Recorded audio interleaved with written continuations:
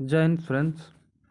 आइए समझते हैं हाई स्कूल के हिंदी के पेपर में क्या क्या चीज़ें पढ़नी है और कहाँ कब कम वक्त है, कम वक्त में हम क्या चीज़ें पढ़ें इतने दिनों में कि हमारा अच्छा नंबर आए। तो देखिए उसमें आपको पढ़ना क्या है।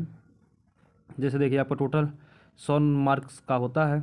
100 मार्क्स में आपका जो है 30 मार्क जो है 30 नंबर का आपको प्रैक्टिकल हो गया है, 20 नंबर ऑब्जेक्टिव है और बाकी बचे आपके 50 नंबर जो आपके लिखित हैं। तो क्या क्या चीज़ें हमको लिखित में पढ़नी हैं उन चीज़ों को देखिए। हिंदी गद्य विकास का संक्षिप्त परिचय यानी शुक्ल युग और रीतिकाल और आधुनिक काल, इसको आपको पढ़ के जाने हैं। ठीक है, इसको आपको बिल्कुल इसको पढ़ना है। ठीक है, यहाँ से आपको दो दो तीन तीन नंबर के आपके लगभग 6 नंबर के यहाँ से बन जाएंगे। और देखिए 6 नंबर आपका है संदर्भ से रेखांकित व्याख्या जो रहता है और तथ्यपरक जो प्रश्न रहते हैं उनको। आइए और समझते हैं क्या क्या चीज़ें क्लास 10th में हमको पढ़ के जानी है। कक्षा 10 में टोटल हमको 70 मार्क्स के लिए क्या क्या चीज़ें हमको पढ़नी है उसको समझते हैं।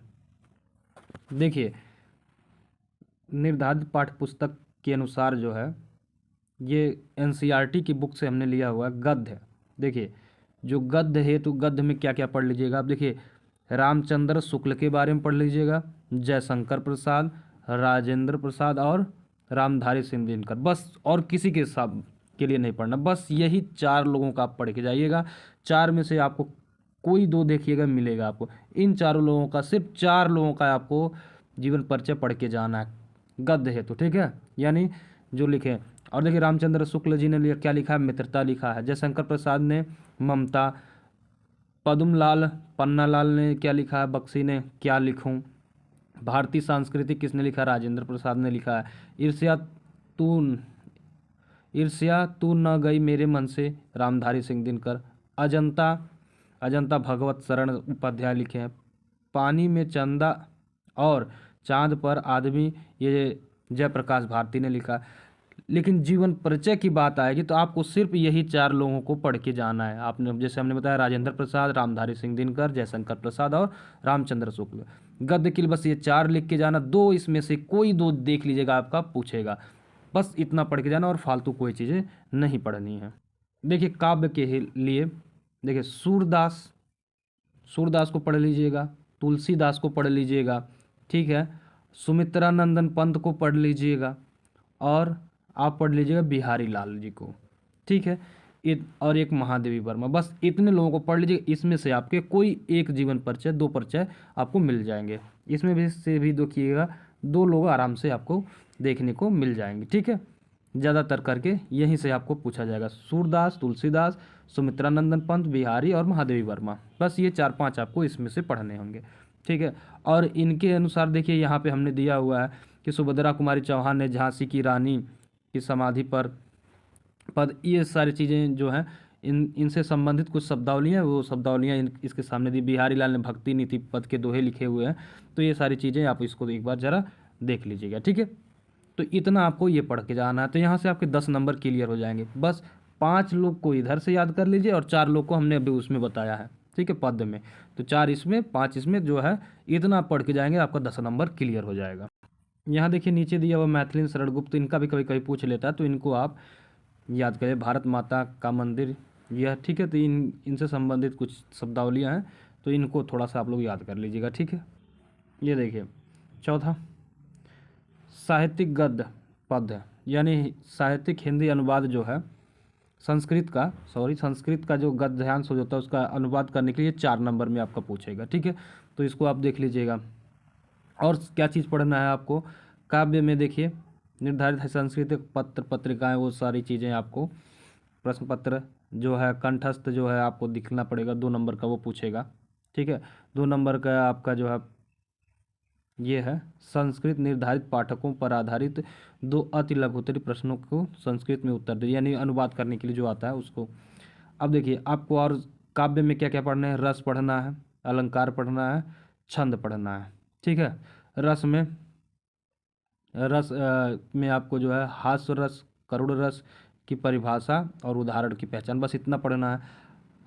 अलंकार में क्या पढ़ा, अर्थालंकार। अलंकार में अर्थालंकार, उपमा, रूपक और उत्प्रेक्षा के बारे में, बस इतना पढ़ के जाना है। इसमें से प्रश्न बनेंगे। और छंद में सोरठा, रोला, ठीक है, ये सारी चीज़ें आपको पढ़ के जानी है। और देखिए सबसे ज़्यादा आपका जो महत्वपूर्ण है वो आपका ये उपसर्ग लेकर के, ये हिंदी व्याकरण लेकर के बैठा हुआ है। ये 11 नंबर का पूछेगा। देखिए 11 नंबर कैसे, उपसर्ग, अ उपसर्ग, अ, अन, अधि, अप, अनु, उप, सह, निर, अभि, परिसु, इन सारी चीज़ों को आपको पढ़ के जाना और यहीं से आपको नंबर बनेंगे। अगर आपको उपसर्ग और प्रत्यय, समास और अलंकार चाहिए तो आप हमारे वीडियो पे कमेंट कीजिए और हम इस पर वीडियो ज़रूर बनाएंगे, और छोटी वीडियो जिससे आप अच्छे से जा करके एग्जाम में लिख पाएँ। प्रत्यय में आई प्रत्यय, त्व प्रत्यय, ता प्रत्यय, पन प्रत्यय, वा और हट, वट। प्रत्यय लगता है पीछे, उपसर्ग लगता है आगे, ये चीज़ आप जानते हैं। समास में आपको क्या क्या पढ़ना है, द्वंद्व समास, द्विगु समास, कर्मधारय और बहुब्रीहि, बस इसने पढ़ने हैं।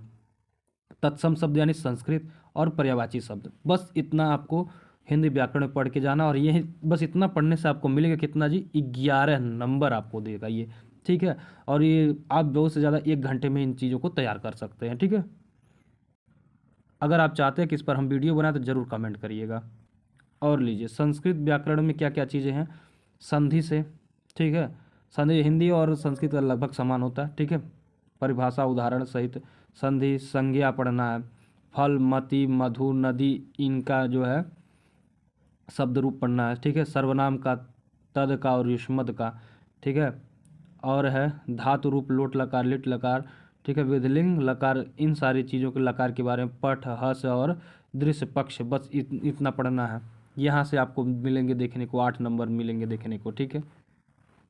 8 नंबर आपको यहाँ से मिलेगा। अगला है निबंध। निबंध किनका किनका, वैज्ञानिक या सामाजिक, धार्मिक, सांस्कृतिक, आर्थिक समस्याओं पर आधारित, जनसंख्या, स्वास्थ्य, शिक्षा, पर्यावरण, ट्रैफिक, ठीक है, ट्रैफिक रूल्स वगैरह पे, इस पे जो है आप देख लीजिएगा, एक बार पढ़ लीजिएगा, बस आप वहाँ पे जाके एग्जाम में लिख दीजिएगा, ठीक है। संक्षिप्त घटनाओं या चरित्र मतलब चरित्र चित्रण, इन सारी चीज़ों के बारे में आपको लिखना है। तो बस आई होप आपको समझ में आया होगा, बस इतना चीज़ें आपको पढ़ के जानना है और यहीं से आपके 50 नंबर आराम से मिल जाएंगे, ठीक है। तो दोस्तों अगर आप चाहते हैं कि हम उपसर्ग, प्रत्यय और समास आपको संधि अच्छे से बताएं तो कमेंट कीजिएगा, हम आपको बस 10 मिनट की वीडियो में पूरा दे देंगे, ठीक है। तो मिलते हैं नेक्स्ट वीडियो में।